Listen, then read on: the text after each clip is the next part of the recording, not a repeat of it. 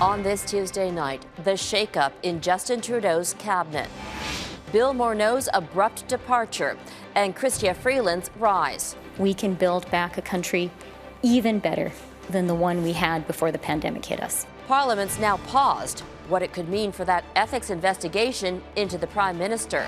Fresh warning. I never thought I would get it. A survivor's message to young people who think they're immune to COVID-19. The campaign to rebuild Beirut. It was a massacre. It's a crime that happened. And the Canadians helping during this crisis. Plus, risky ride. Why this little boy took a life or death decision on a busy highway. Global National with Donna Friesen. Reporting tonight, Robin Gill. It's official. Canada has a new finance minister. Chrystia Freeland has formally taken on the role after Bill Morneau's sudden resignation. She's the first woman in Canadian history to occupy this powerful position. Good evening and thank you for joining us. Morneau's departure less than 24 hours ago has set off a series of fast-moving events in Ottawa. From the cabinet change-up to the move by Prime Minister Justin Trudeau to prorogue Parliament until late September. Trudeau says his government wants to lay out a long-term pandemic recovery plan, and they plan to do that in a speech from the throne. The throne speech will give us the opportunity to lay out in detail our approach going forward. It will also allow Parliament to hold a confidence vote on this new plan. There's a lot to cover tonight, from the strategy around that confidence vote and how the opposition is reacting to what a pause in Parliament means for the ongoing We Charity investigations. Our coverage begins with our chief political correspondent, David Akin, on the choice of Freeland as finance minister. I, Chrystia Freeland. And with that, Toronto MP Chrystia Freeland became the finance minister, adding that title to another one she already holds, Deputy Prime Minister. It's been nearly 20 years since any cabinet minister held those two positions simultaneously. But Freeland's admirers say she is eminently qualified for the jobs, earning a reputation over the last 5 years as a cabinet minister who gets things done. Most notably leading the successful negotiations of the new NAFTA. Now, as the Deputy PM/Finance Minister, she's promising a transformative economic recovery. I think all Canadians understand that the restart of our economy needs to be green. It also needs to be equitable. Details on that transformation will come in a speech from the throne to be delivered September 23rd. Until then, Parliament is prorogued, suspended. We need to reset the approach of this government for a recovery, to build back better. But opposition politicians say the switch to Freeland from the resigning Bill Morneau, combined with proroguing Parliament, is a cynical attempt by the PM to turn the channel on Trudeau's perceived ethical failings in the We Charity matter. It seems like the Liberal government's more interested in throwing the finance minister under the bus than the Prime Minister taking responsibility for his own breaches of the conflict of interest laws. In a statement, Andrew Scheer said, Justin Trudeau is walking out on Canadians in the middle of a major health and economic crisis in a disgusting attempt to make Canadians forget about his corruption. Now, Scheer is going to be replaced at the end of the week by the winner of the Conservative leadership race. That race wraps up on Sunday. And it will be up to that new leader, along with the leaders of the NDP and the Bloc Québécois, to decide if they want to vote non-confidence after that throne speech, and that would force a fall election. As for Trudeau, he's counting on that confidence vote, and he expects to win it. Robin. David Akin in Ottawa. Thanks, David. For more on the Prime Minister's strategy in proroguing Parliament, let's bring in our Ottawa Bureau Chief Mercedes Stevenson. Mercedes, why would Trudeau open himself up to a confidence vote?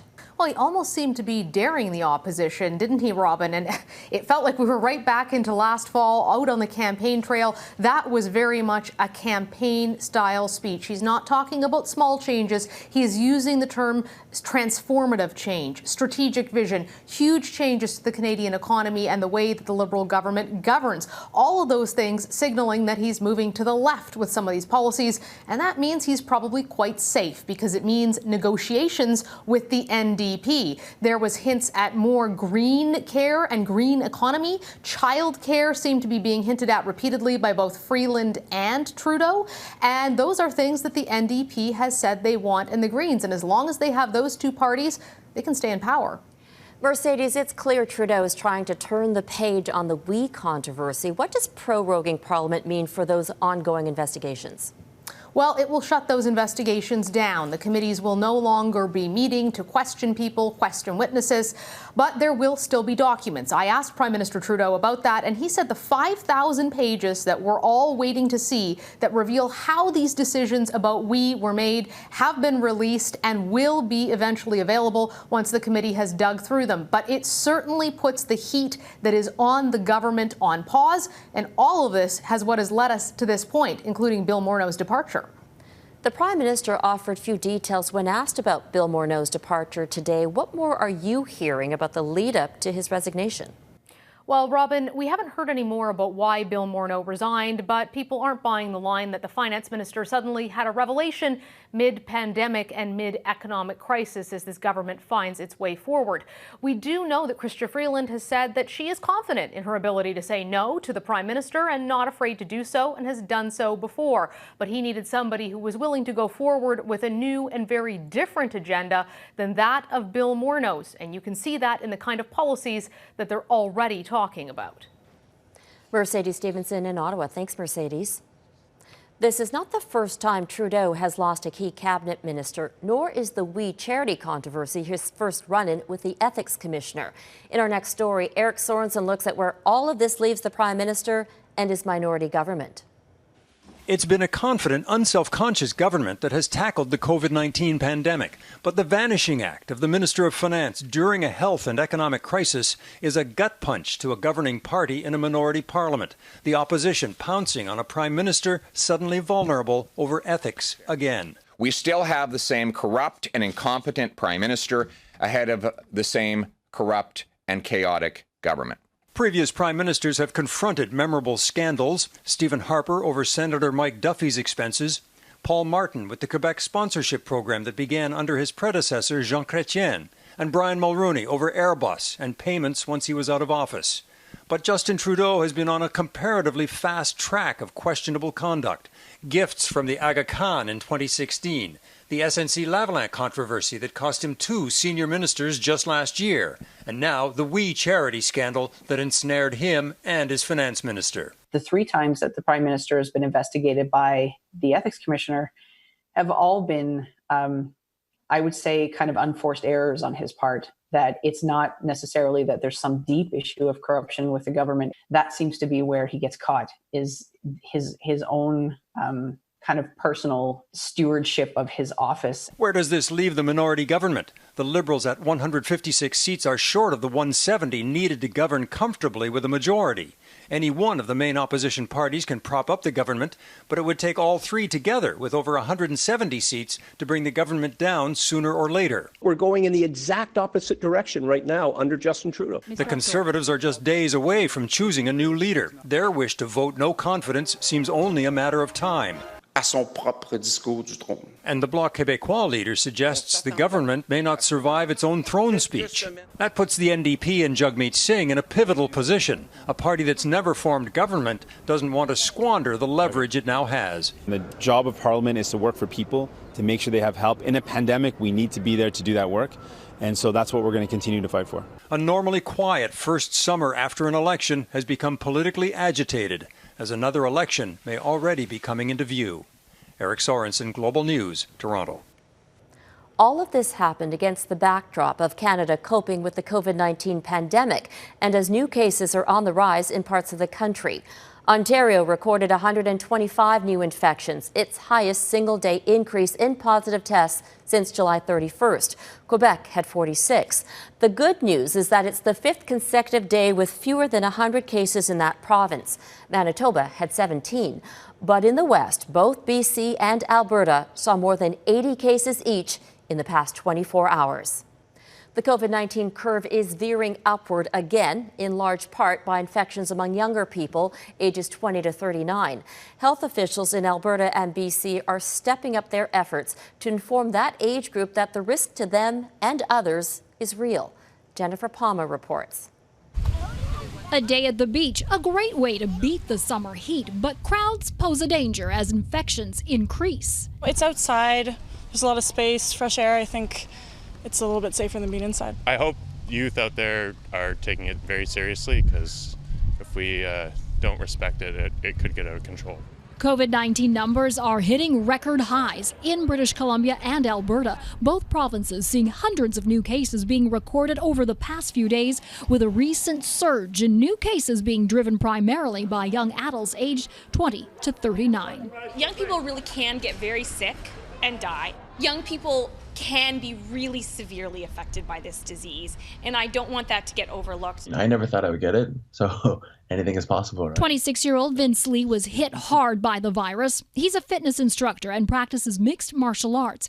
He had no underlying health conditions and managed type 2 diabetes through diet and exercise. I didn't have a lot of time. After the x-ray, I was just put under medically induced coma immediately, so I didn't have time to think. I was just more panicking that I saw ventilators. I was like, oh, it's happening. This is real. We've all heard about a second wave, in particular in the fall. But is it here now? Numbers are spiking and flu season is weeks away. Is this the start of wave 2? Is this a continuation of wave 1? I think it's almost an academic discussion. The point is that we're having a significant rise in cases. It's a new normal all of us have to navigate as the virus hits peaks and valleys potentially through 2022. COVID is going to be with us for a long time. What I'm hoping is that through a combination of treatments, hopefully a vaccine, and better testing technology, it can become the background noise and not the thing that dominates the news headlines. Jennifer Palma, Global News, Vancouver. A dangerous journey caught on camera. Coming up, this is no place for a little boy on a bike.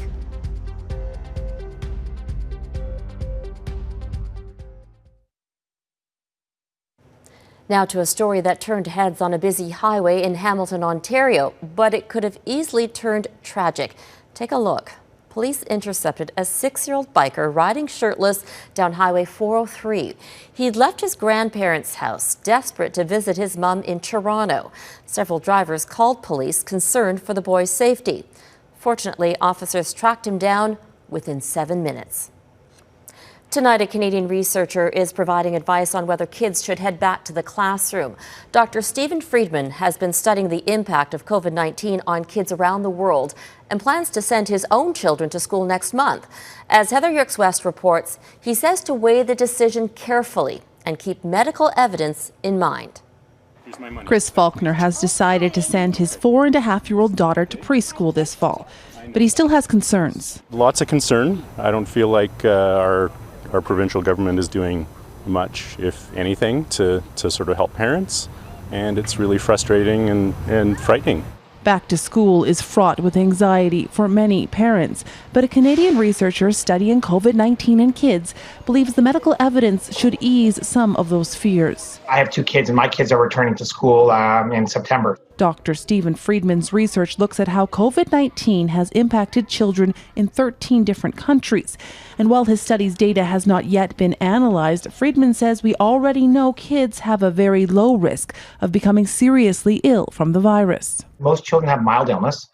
We don't think they tend to have significant long-term complications. And severe illness is exceedingly rare in children. The bigger concern, however, is over kids spreading the illness to vulnerable family members.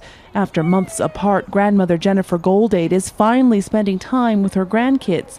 But she says she'd likely have to keep her distance if they went back to school. I have friends that work in schools, and so they're in their 50s and 60s now, and maybe kids mostly don't get too sick, but that doesn't mean they're not going to get sick. We still don't know how well children transmit COVID-19, especially if they're asymptomatic. Freeland plans to tackle that question in a separate study launching later this month. Evidence has shown, however, that public health measures can lower the risk of virus spread. I'm a big advocate of mandatory masking. I think the emphasis also needs to be on hand washing or sanitizer and maintaining and keeping vigilance that those are being done very, very frequently throughout the day. He also recommends parents make sure their kids get flu shots this year because we don't know the impact of co-infections. And Freeman says there's a possibility kids could become seriously ill if infected with a combination of the seasonal flu and COVID-19. Heather Urix, West Global News, Calgary. There are developments tonight in July's cyber attack on the Royal Military College of Canada. Documents that were apparently hacked have appeared on the dark web in the past week. Global News has viewed the files, including financial documents like tax receipts, as well as what appears to be budgets for various departments of the college. The leak is believed to be the result of a type of ransomware called doppelpaymer, which infiltrates an organization's system and steals its data. Nobody knows who's behind the attack. The Department of National Defence has yet to confirm the leaked documents contain Royal Military College of Canada information. Still ahead, the verdict in the assassination of Lebanon's former Prime Minister.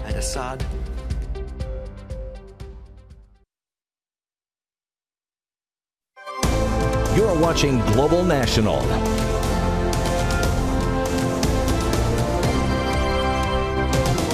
A 6.6 magnitude earthquake has left a wake of destruction in the Philippines, killing at least one person and injuring dozens. With a depth of 30 kilometers, it's the most powerful quake to hit in 8 months. A hospital and a makeshift coronavirus quarantine center are among the damaged buildings. The Philippines lies in what is known as the Ring of Fire, an arc of faults around the Pacific Ocean where most of the world's earthquakes occur. An update on the ecological disaster near Mauritius. Officials have arrested the captain of a bulk carrier that ran aground last month, causing more than 1,000 tons of oil to spill into the pristine waters off the island. The Japanese-owned vessel broke apart on Sunday, 3 weeks after it struck a coral reef. The ship's Indian captain is facing charges under Piracy and Maritime Violence Act. His second-in-command is also in custody. An investigation is ongoing. Cleanup crews are still working to limit the impact on the environmentally sensitive area. There is an apparent military mutiny underway in the West African nation of Mali, raising concerns of a coup d'etat. Soldiers from a base outside the capital were seen patrolling the streets after reports they had taken up arms and detained the country's prime minister and president. In Bamako, scores of anti-government protesters celebrated the rumored toppling of the country's leadership. The government has been in crisis for months, with the economy on the verge of collapse and a worsening security situation. Canadian peacekeepers had been deployed in Mali until last year. A contingent of about 10 Canadian Forces personnel remains in the capital. All are safe and accounted for. A member of the Lebanese militant group Hezbollah has been found guilty in the assassination of Lebanon's former Prime Minister Rafik Hariri. A UN-backed tribunal convicted Salim Ayash for his involvement in a truck bombing that killed Hariri and 21 others in 2005. 3 other Hezbollah members were acquitted. All were tried in absentia, and none is in custody. The tribunal says it was a politically motivated attack and designed to destabilize Lebanon, but did not direct responsibility beyond Ayash. The trial chamber is of the view that Syria and Hezbollah may have had motives to eliminate Mr. Hariri and some of his political allies. However, there was no evidence that the Hezbollah leadership had any involvement in Mr. Hariri's murder, and there is no direct evidence of Syrian involvement in it. Hariri's murder ignited a wave of protests that saw Syria withdraw from Lebanon after nearly 3 decades. Hezbollah, however, has seen its political influence grow since that time, and it wields significant power in government today.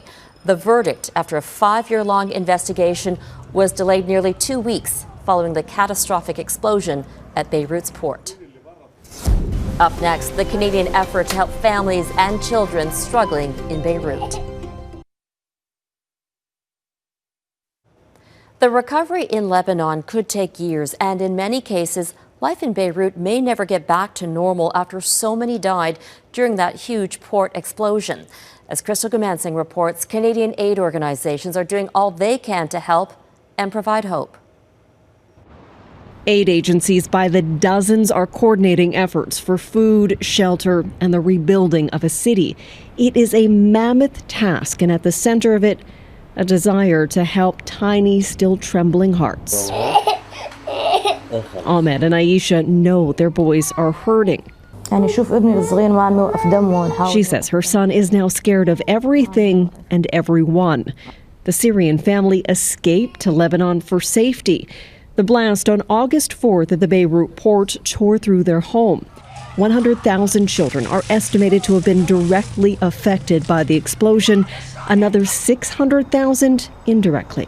Lebanon's prime minister and cabinet resigned, but that hasn't silenced demands for justice. It was a massacre. It's a crime that happened. Tracy kept on telling Lexu, they tried to kill us, show them that you can be the miracle of this tragedy and that you can and wake up.